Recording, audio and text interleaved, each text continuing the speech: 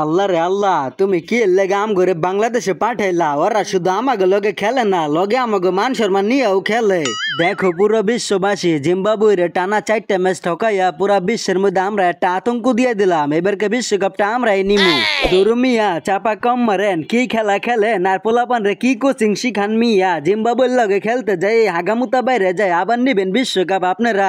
আরে বেটা, ওরা যেমন দল লগে লগে তো তেমন পারফরমেন্সই করুম। বেশি ভালো পারফরমেন্স করলে তোরা আবার দেখা ফেলাবে আমাদের পারফরমেন্স, তাই করতেছি না। আমরা জানি আপনাকে খালি চাপাই আছে, চাপা ছাড়া আর কিছুই নাই। কারে কমু দুঃখের কথা, ওরা খালি আমা ঘরে মারে ভাই, ওগো লাগে না একটু বুকে ব্যথা? আরে বেটা, তগরে মারুম, এইখানে আবার কষ্টের কি আছে? তগরে মারতে মারতে অভ্যাস হয়ে গেছে না আমাগো। তুমি ভাই কাজটা ভালো করলা না, তুমি আইপিএল এ ছিলা, ভালো ছিল, আইপিএল থেকে উড়িয়া আমাদের উপরে পুরাই ঝুড়ে পড়লা, কাজটা ভালো হলো না। তুই কারে কচ? আমি তো তোর সাহস দেখা বাঁচি না। তুইও তো আইপিএল থেকে আয়া পচাস আমা ঘরে ম্যাচ ঠকানোর জন্য, আমি কি না আইসা পারি নাকি?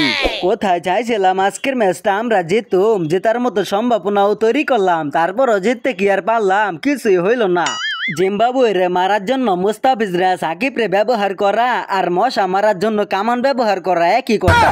এই তো ভাই কামের একটা কথা কইলা, বাংলাদেশ দেখতেছি মশা মারার জন্য কামান ব্যবহার করতেছে ইদারিং, আবার ওরা কইতাছে ওরা নাকি নিব বিশ্বকাপ। আরে বেটা, তোদের সাথে জিততে আমারে লাগে নাকি? আইপিএল থেকে আসছি তাই একটু প্র্যাকটিসটা করে নিলাম বিশ্বকাপের জন্য। তুমি নাহলে প্র্যাকটিস করছো, সাকিব কাজটা করলো কি? সাকিব তো উড়াইয়া ঝুরা পড়লো আমাদের উপরে নরম পাইয়া। আরে বেটা থাক, কষ্ট নিস না, তোরা যাতে কষ্ট না পাস তাই আমি তোদের সাথে প্র্যাকটিস ম্যাচ মনে করে খেলছিলাম আর কি।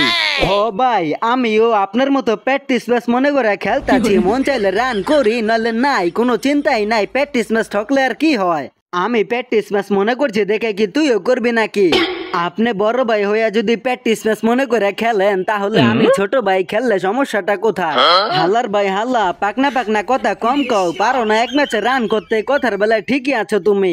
শান্তই একমাত্র ভালো মানুষ, তাছাড়া যারা আছে সবাই মোটামুটি খারাপ, কেউ পুরোপুরি কেউ মোটামুটি। এই তো বেটা লাইনে আইছস, তোরাও খুব ভালো মনের মানুষ, তাই তোরা আমার মতো ভালো মনের মানুষটারে চিনতে পারছস খুব দ্রুত। আপনার মতো শান্ত যদি প্রত্যেক দেশে থাকতো, তাহলে আমাদের মতো জিম্বাবুয়েরা ধন্য হয়ে যাইতো। ধন্য হইতো নেই, বাংলাদেশ তো ধন্য হয়ে গেছে অলরেডি শান্ত রে পাইয়া, আবার কি ধন্য হওয়া বাকি আছে আমার জানা নাই। আমি হইলাম একটা সম্পদ, আমি যে দেশে থাকুম ওই দেশে নক্ষত্র আমি। তোমার মতো নক্ষত্র আছে দেখাই আমরা বল করার সময় একটু হইলেও স্বস্তিতে থাকি। দেখলাম 100 রানে কোনো উইকেট নাই, কিন্তু পরে 44 রানে কেমনে প্যাকেট হয়ে যায় এটাই আমার জানা নাই।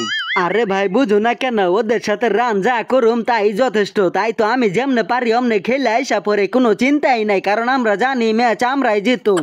এইভাবে খেলে শুধু আমাদের সাথে জিততে পারবা, ভালো কোনো দলের সাথে কখনোই জিততে পারবা না। ওই বেটা, ভালো দলের সাথে খেললে কি তখন কি আর আমি এমনি খেলুম নাকি? তখন তো আমি শান্ত পুরাই অশান্ত হয়ে যাবো।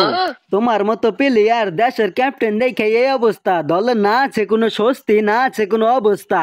আমি হলাম নাম্বার 1, অনলি 1 ক্লাসিক লিটন, আমারে বাদ দিয়ে দিল, কিন্তু লর্ড শান্তরে বাদ দিল না, এটা তো মানা যায় না।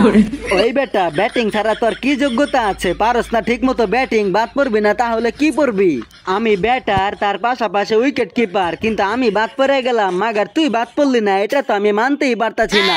আমি হইলাম বাংলার ক্যাপ্টেন, বাংলার নক্ষত্র, 18 কোটি মানুষের ভালোবাসার ভরসার নাম শান্ত। দুরুমিয়া রাখেন, চোরে দিয়ে ভরসা করা যায়, চুরি করা মিস্টেক হইতে পারে, কিন্তু আপনার দিয়ে ভরসা করা যায় না আপনি যে ভালো খেলবেন। তোর কত বড় সাহস, তুই আমার চোরের সাথে তুলনা করলি? কোনো পারফরমেন্স না করিয়া চোরের মতো যদি দলে টিকা থাকেন, তাহলে চোরের সাথে তুলনা করলে দোষের কি? খারাপ বেটা, আমার পারফরমেন্স কতটা ভয়ঙ্কর আর আমি কতটা ভয়ঙ্কর, বিশ্বকাপটা আসুক সবাইরে দেখাইয়া দিমু, দেখাইয়া দিয়া কাপটা নিয়ে পরম তক চোখের সামনে দিয়া। হাসাইলেন মিয়া, আপনি যে কি পারবেন ওইগুলা যাই না গেছে এখন পুরা দুনিয়া।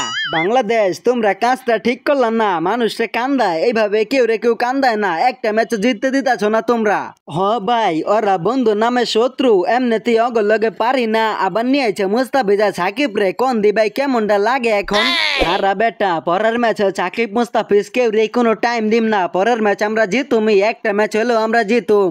একটা ম্যাচ তোরা জিততে পারবি না, দরকার হয় ডায়েরিতে লেখা রাখ, বাংলা ওয়াশ হইয়া যাবি গা ডাইরেক্ট জিম্বাবুয়ে তো চইলা। দেখেন ভাই, ভাই কইয়া থইলাম ফাটাইয়া দিমু কোপাইয়া দিমু তসনস করে দিমু লাস্টের ম্যাচে। আচ্ছা বেটা ঠিক আছে, আমরাও দেখে নিমু তুই কদ্দুর কি পারোস আমাদের সাথে। তো আজকের মতো এই পর্যন্তই, দেখা হবে পরে কোনো মজার ভিডিওতে। সে পর্যন্ত সবাই ভালো থেকো। নতুন নতুন ভিডিও পেতে চ্যানেলটিকে সাবস্ক্রাইব করে সাথেই থেকো। ধন্যবাদ।